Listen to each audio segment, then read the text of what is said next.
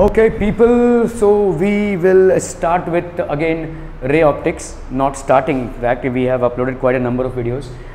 We are going to specifically talk about refraction here, which means Snell's law. We are not going to go deep into Snell's law, we all know, and we have studied in earlier standards as well.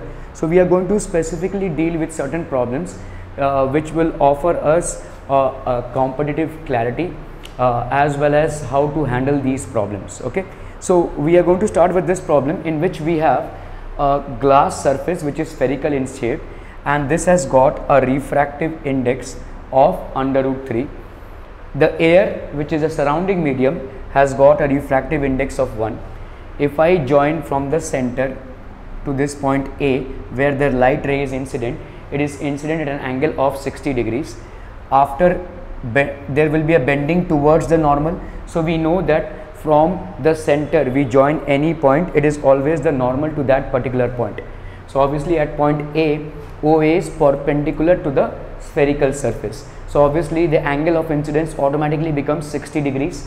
Now there will be a refraction which will be produced, which means the light is entering from the rarer to a denser medium. So in this case light will happen to bend towards the normal, making an angle of refraction as R. Obviously it will hit another point, let's say B, where it emerges out as the emerging ray. So let's say this was the original ray of refraction, and there will be a bending from the normal, See, this is basically the normal. Again we join OB, so OB will be normal to the spherical surface at the point B, and this will be the emergent angle. So in this what we have been asked to do, you might be seeing some other lines dotted. I will explain as to why we have drawn those lines. So in this we have been asked as to what will be the R, value of R, then what will be the value of R dash, what will be the value of angle of emergence, and the total deviation that is produced. So the total deviation that is produced. So let's very quickly look at it. We know that Snell's law states that sin I by sin R is equal to refractive index of second medium with respect to first, which means refractive index of second medium upon refractive index of first medium, sin I by sin R. So if we have to directly write Snell's law, we can write it as mu1 sin I is equal to mu2 sin R.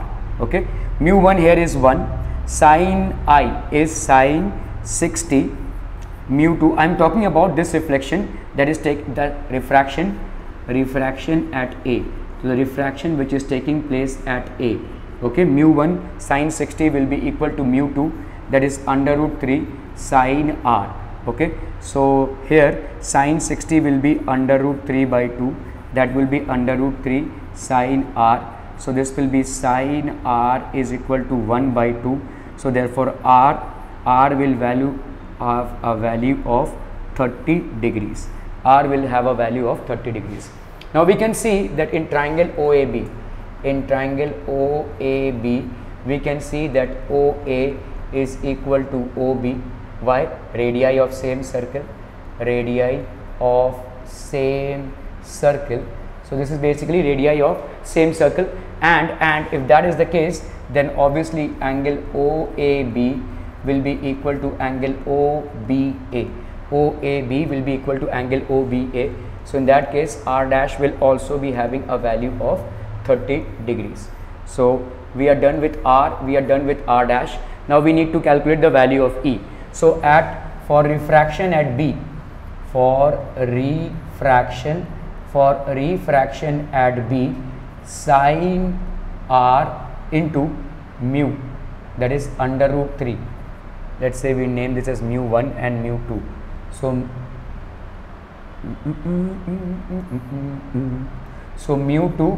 mu2 same way applying here, mu2 sin R dash will be equal to mu1 sin E. So mu2 is how much? √3. This is sin R dash is equal to mu1, that is 1, and sin E. Okay, so let me put the 1 in a more correct, and let's have it here, 1 into sin E. Sin R dash will be sin 30 degrees. So this will be √3 Sine 30 will have a value of 1 by 2, that is sine E. So under root 3 by 2 is equal to sine E. So E will have a value of 60 degrees. So the emergent ray is making an angle of 60 degrees. So angle E is also calculated here. Now we have to calculate the total deviation.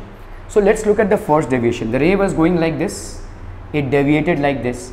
So ideally if I look at this as 60 degree, this should also have been 60 degrees. The ray should have emerged like this. So these are two vertically opposite angles, so 60 minus 60. So what will be this? This will be the first deviation. So the first deviation that is produced will be I, that is going this way, I. This is I also, this is also I minus R. See, this is the deviation which is produced. This is the deviation which is produced. So this will be 60 minus R. R has got a value of 30 degrees. So this will be how much? 30 degrees. So this will be delta 1. Okay, now let's come back to this one. So this was the R. So R would have traveled in this dotted line, but it is traveling in this one. So this is the emergent angle and this is basically delta 2. Okay, so the R would have been this and this. So what would be the value of delta 2 here? Delta 2 here will be E minus R. See, this would have been the value of R. If I take the normal from here and if I take the incident, this would have been what? R. This would have been R. See, this normal is going in this direction and the refracted ray should have gone in this direction, but this will be, let's say R dash, I'm sorry. So this will be R dash, vertically opposite angles. This entire angle is E from the normal. So what will be the value of delta 2? Delta 2 will have a value of E minus R. That's how much? R dash. E has come out as 60 degrees minus 30 degrees. That should be basically 30 degrees. So this delta 2 is 30 degrees. Okay, if I happen to this and this, so obviously this is vertically opposite. Look very closely. This is the refracted ray which has been carried forward in a dotted way because that's not the exact ray, and this is the normal. So this is the refracted ray. Okay, this is the refracted ray. So this will be obviously this angle and this angle will be vertically opposite. So this will be delta 2. Okay, now this is the total deviation that is produced. See, the ray was going like this, the final ray is going like this. So if I extend this ray behind, this will be delta. This will be the total deviation produced.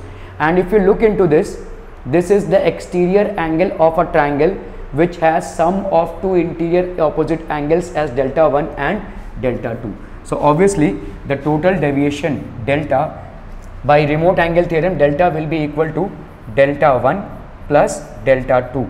So that will be how much? Delta 1 here is 30 degrees plus 30 degrees. So that's going to be 60 degrees. So therefore total deviation produced, the total deviation produced here is of 60 degrees. Okay, that's how we are going to calculate this. Okay, we will continue with more sums out here.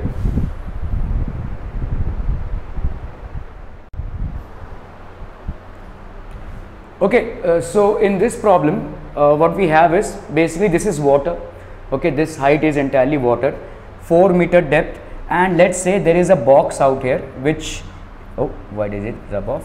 So there is a box which a ship has to find which is floating above water. So the ship is somewhere here. Let's say the ship is somewhere here. Let me rub this part, otherwise there will be a confusion. Okay, so let's say the ship is somewhere here and there is a searchlight. There is a searchlight which is making a incident angle as theta 1. So from the searchlight there is a light which is going. All we need to do is this light should reach the box so that they are able to trace it out. Something is there, maybe some treasure or whatever. Okay, so now what angle? So you have to find out. This is basically the ship which is floating above the surface of water. This is the ship. So now you have to calculate the value of this angle theta 1, the value of this angle theta 1 such that it reaches the box. Okay, now so that they are able to see it. Now if I happen to join this, obviously there will be a refraction. You have been given that the refractive index of water is 4/3 and the refractive index of air is 1. Okay, so if I happen to draw the refracted ray like this, it will reach the box somewhere here. Okay, it will reach the box somewhere here. So let's say this is the angle of incidence, so obviously this will be the angle of refraction. Let's say we name it as theta 2. Okay, from geometry we can see that this is the 4 meter deep and this is 4 meter away. So can we say from this triangle that tan theta 2 will be perpendicular upon base? We can, right? So that will be 4 meter by 4 meter, that's going to be 1. So it's but obvious that theta 2 is 45 degree because tan 45 is equal to 1. So theta 2 is equal to 45. Now can we find out theta 1? See, by Snell's law we know that mu 1 into psi I is equal to mu 2 into sine r by Snell's law. This is by Snell's law. So mu 1 is 1 into sine I, that is sine theta 1, is equal to mu 2 that is 4 by 3 into sine r, and sine r here is sine theta 2, which is sine theta 2. Okay, so this will be sine theta 1 will be equal to 4 by 3 into sine of theta 2, that is sine of 45 degrees. So sine of 45 degrees is equal to 1 by under root 2. So that's going to be how much? 2 under root 2 by 3, because obviously 4 will mean 2 into 2 into 1 by under root 2 by 3. So this will be 2 under root 2 by 3. Sine theta 1 is equal to this. So therefore theta 1 has a value of sine inverse of 2 under root 2 by 3. This will be the value of the incident angle, so that they are able to trace out the box.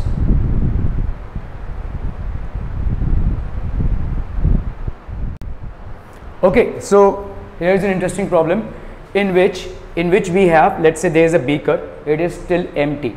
Okay, and the beaker is such that the height of the beaker and the diameter is the same.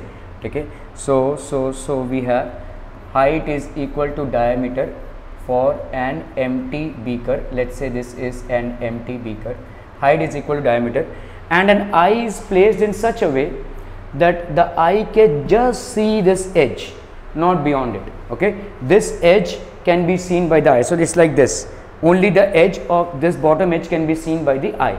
Okay, now there is a point within the beaker, let's say point P, which is 5 centimeter from the center of the beaker. Okay, this P is 5 centimeter from center. Okay, now what you have to do is you have to fill in water here. To what height should you fill in water? So that what happens is that the particle P is visible. Now we all know about apparent depth and all that, but before doing apparent depth and real depth, let's understand the concept out here. Here mu 1 is for air, which is given as 1. Okay, and mu 2 for water is given as 4 by 3 for water, which you are going to basically fill. Let's change the color here. So let's say I fill the water to somewhere here. Let's say I fill the water to somewhere here.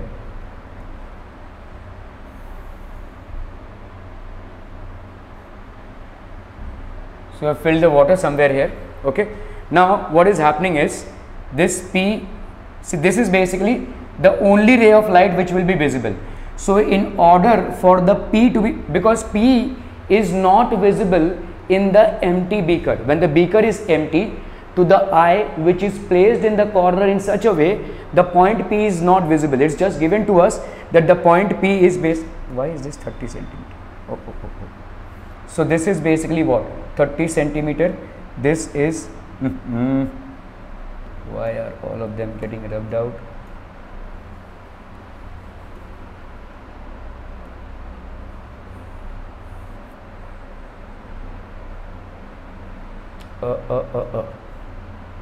So this is basically 30 centimeter and this happens to be 5 centimeter.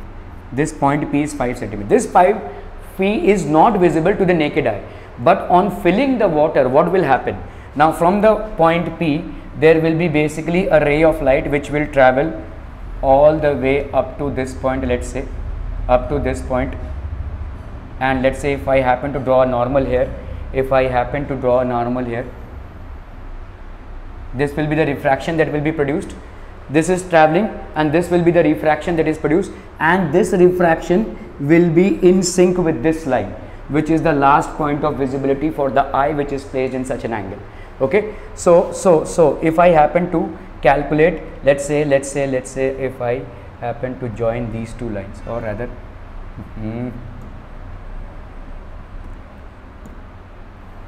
so if I happen to extend this line here, this is the normal, this is basically the normal, and let's say this is the normal. Okay, this is the normal to this surface and this surface as well. Okay, now look at this. Okay, look at this very carefully. So if I were to calculate, this is theta, and sorry, this is 30 and this is 30. Look at this without the water part. This was a straight line. If I happen to draw a normal here, if I happen to draw a normal exactly at this surface, if I happen to draw a normal here, what will I get the angle here? Obviously this will be 45 degrees. Obviously this is going to be 45 degrees. Being corresponding angles, this will also be 45 degrees. It's very obvious, right? This will be very obvious. So we have, let's say this is, let's say theta 1. Let's say theta. Okay, theta 1. Theta 1 is basically the angle of incidence in the medium of water, which is getting refracted as 45. Now understand this, if this is 30, obviously this will be 30. Now if this is basically the incident ray, this is the incident ray. Now if I happen to calculate the value of this theta 1, so let's calculate this. By Snell's law, mu1 into sine I is equal to mu2 into sine r. So here mu1 is 4 by 3, sine theta 1 is equal to mu2 that is 1 into sine r, that is sine 45, that's going to be 1 by under root 2, 4 by 3 sine theta 1. So sine theta 1 will be equal to 3 by 4 under root 2. This will be sine theta 1. Okay, generally when we have solved problems in trigonometry, so this is basically what? Perpendicular upon hypotenuse. Let's say I keep this as 3k and this as 4 by under root 2k. So if I happen to find out what will be the base length, so base will be equal to hypotenuse square minus perpendicular square. That's going to be how much? 4 under root 2k square minus 3k square. So that's going to be 16 to the that's going to be 16 to the 32, right? 16 to the 32 k square minus 9k square. Okay, so that will be how much? 23k square. So if I calculate tan theta 1, there is a reason why I am trying to calculate tan theta 1. Tan theta 1 will be perpendicular by base, and this perpendicular is how much? Perpendicular here is 3k upon, so this will be base square, right? This is base square. So base will be under root 23k. So this will be under root 23k. K and k get cancelled. So this will be 3 by under root 23. Okay, now understand this. This is theta 1. This is theta 1. Theta 1 is 3 by under root 3. Now in this triangle, let's say we name this triangle P. Let's say we name this as A and this is B. Okay, in this triangle, look at this very carefully. This is the center. This is the center. So how much distance would this be? We know that the diameter is 30. So obviously this will be 15 centimeter. And how much distance? How much distance is this? This is basically 5 centimeter.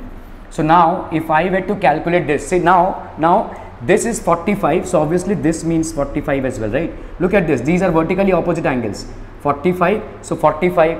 So in this triangle, let's say it's a BA. Let's say I say C. In triangle BAC. Look at this very carefully. Angle B, this is 45. So if I say tan 45 will be equal to tan 45 will be equal to CA upon BA, which means BA we know is H, so CA will also, tan 45 is 1, so CA by H, so therefore CA will be equal to H, which means that this portion, this entire portion is going to be H, So I have to find out PA now. Now obviously what will be PA?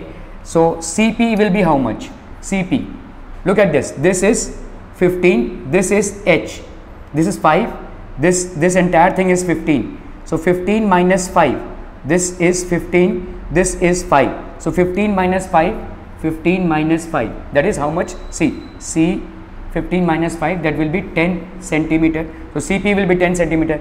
This entire thing is how much? H, so CP is 10, so this will be PA will be how much? This will be CA minus CP, that will be how much? CA is how much? CA is 15. Okay, no, CA is not 15, CA is H, and CP we have just calculated is to be 10. Okay, so in triangle CBA, tan theta 1, look at this, tan theta 1 will be equal to PA upon BA. We have just calculated the value of PA to be H minus 10, and BA we know is H, and tan theta 1 is also equal to this, so we can say 3 by under root 23 is equal to H upon H minus 10, so that will be 3H minus 30 is equal to under root 23H. Okay, so this will be 3 minus under root 23 H is equal to, we transpose the 30 here. Okay, so the value of H will be 30 by 3 minus under root 23, right? The value of H, this height will be 30 by 3 minus, so this will be 3 minus, yes, this will be the value of this. Okay, all right, oh people. Okay people, in the previous problem I just realized I have made a mistake, because 3 minus under root 3 will give me a negative value, so I have made a mistake here. Okay, let's look at the mistake. Here the mistake here is this part. In triangle CBA, tan theta 1 will be equal to PA by BA. Tan theta 1, will it be the same? Tan theta 1,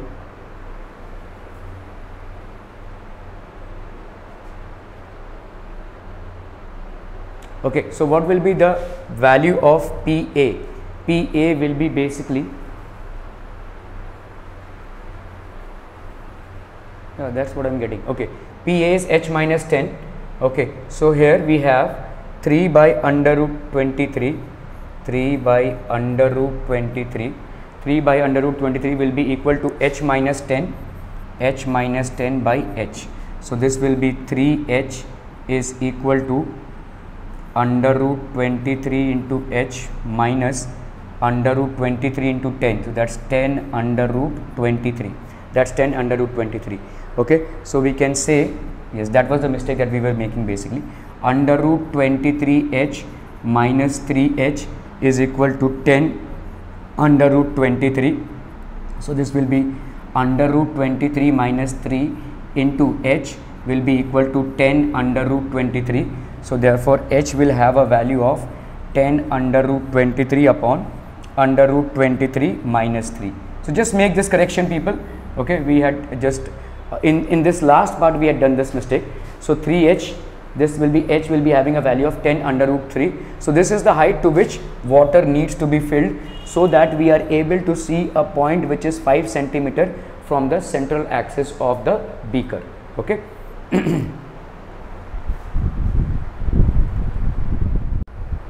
Okay, so in this problem we have a prism which is basically making an angle of 90 degree, made up of glass, that is supposed to have a refractive index of 3/2. This angle is theta. There is an incident ray of light. You have to find out the value of theta so that it does not cross the second refracting surface. it is not emerging from here. Okay, so which means, let's say if I extend this ray out here, if I extend this ray out here, and if I happen to draw a normal at this surface, if I happen to draw a normal at this surface, this angle is going to be how much? This angle is going to be the incident angle. So let's look at this. This is 90 degree. Obviously this will be theta by corresponding angles. So this I here is 90 minus theta. This entirely is 90 and this I will be 90 minus theta. Now we know something as critical angle. If this ray of light is incident at a critical angle, it will not emerge out. So it has to be more than the critical angle, which means that this I should be more than the critical angle. Now what is basically critical angle? Critical angle here means, we all have seen that if there is, let's say there is a glass surface and let's say this is medium 2, denser medium 1. If there is a ray of light and which is incident, and there happens to be, let's say we draw a normal out here, if this is grazing incidence, means this is 90 degree. So here we can say, I, this is I, so sin I by sin 90, this will be equal to refractive index of medium 1 with respect to 2, and we know that refractive index of medium 1 with respect to 2 is the reciprocal of refractive index of 2 with medium to 1, because of the principle of reversibility of path of light,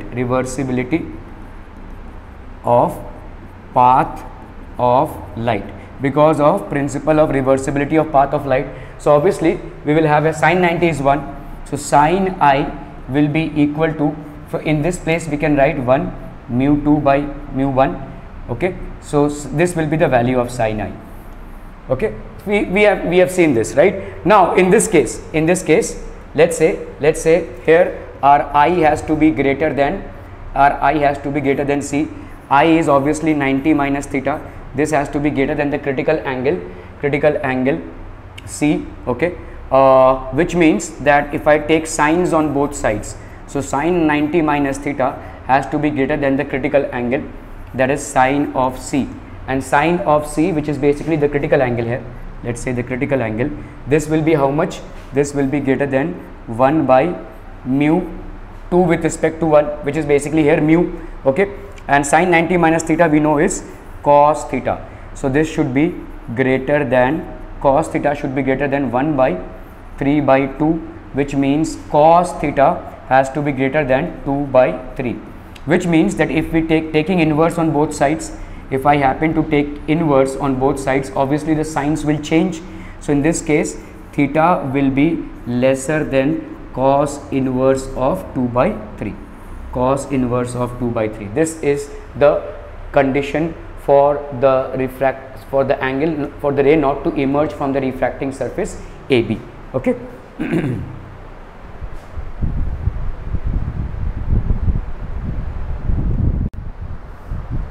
Okay, so here we have basically this is a glass rod which is a U-tube shaped rod, and this diameter has a radius, or let's say this has a radius of R, and this glass rod is of uniform width D. This glass rod is of uniform width D. You have been asked here that there is an emergent, there is basically incident rays which are coming and striking at A. All of this has to emerge at B. So what would be the condition for this to happen, or let's say what will be the D by R minimum, so that all of the incident ray at A emerges out at B. So let's look at this, what will happen here. Okay, so if I happen to take a ray, let's say if I happen to take a ray, let's say I'm just taking a ray, okay, and let's say this is the ray which is striking at this point.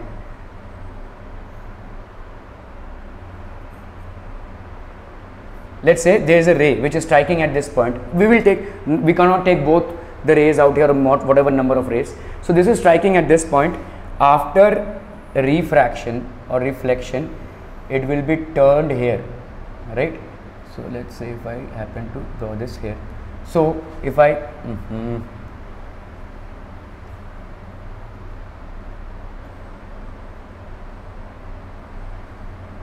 okay, so let me just draw the ray very properly and neatly out here.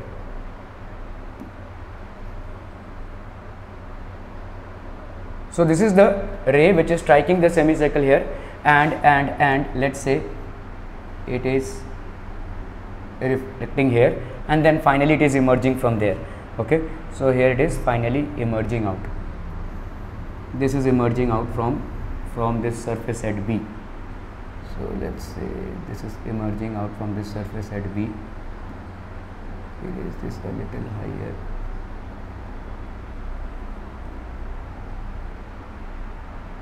A complicated diagram.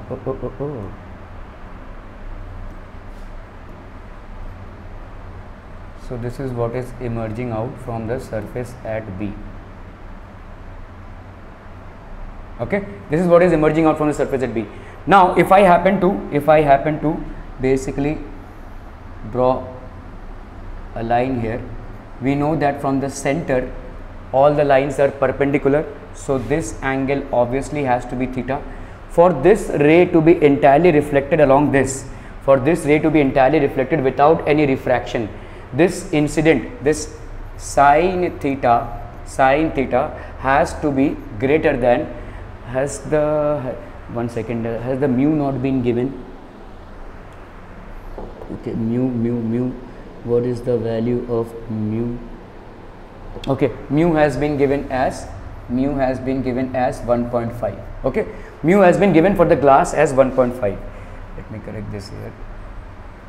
Okay, so this is basically the glass. Okay, now this sine theta obviously has to be greater than the critical angle, which means 1 by mu. Sine theta, that is sine angle of incidence, and obviously this will be angle of reflection, whatever. Now sine theta has to be greater than 1 by mu. So sine theta here means what? Let's look at this triangle. Okay, this distance perpendicular upon hypotenuse, this is r and this is basically d. Okay, perpendicular distance is r, so this will be sine theta, that is perpendicular upon hypotenuse, that is r plus d, has to be greater than 1 by mu. Taking reciprocals on both sides,